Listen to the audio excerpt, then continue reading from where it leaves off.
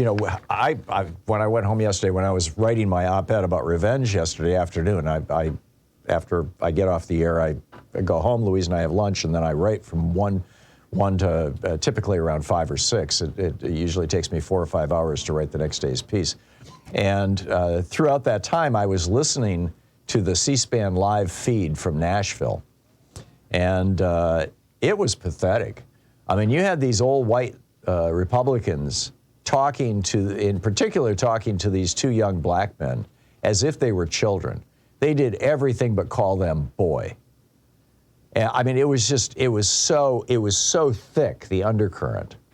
Well, now it looks like Justin Jones and Justin Pearson may get their seats back, because under the Tennessee laws, the legislative body in a district gets to appoint a replacement for an empty seat, and these 2 seats are now empty.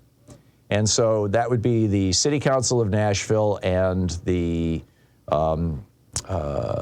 in Memphis, it's not called the City Council, but it's the same thing. It's got a slightly different name.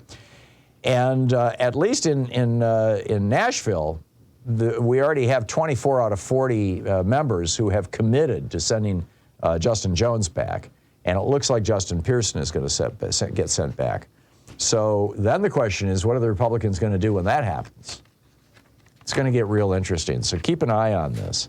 But you know, this is just revenge. I don't know how else to describe it. And it's not just happening in Tennessee.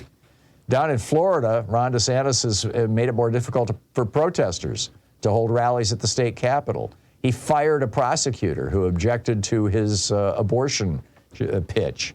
In Montana, Republican lawmakers are pushing legislation that would open up the Senate primary to allow the top 2 vote getters, no matter their party, so that they'll have two. You know, this is a way of keeping John Tester from running. John Tester's a Democrat.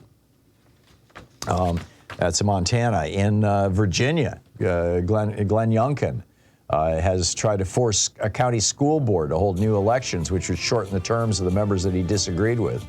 In Texas, House Republicans tried to end the longtime tradition of having committee chairs from both parties. Only Republicans can chair parties now in Texas. I mean, this is, or at least that's what they're trying to do. This is just crazy, crazy stuff.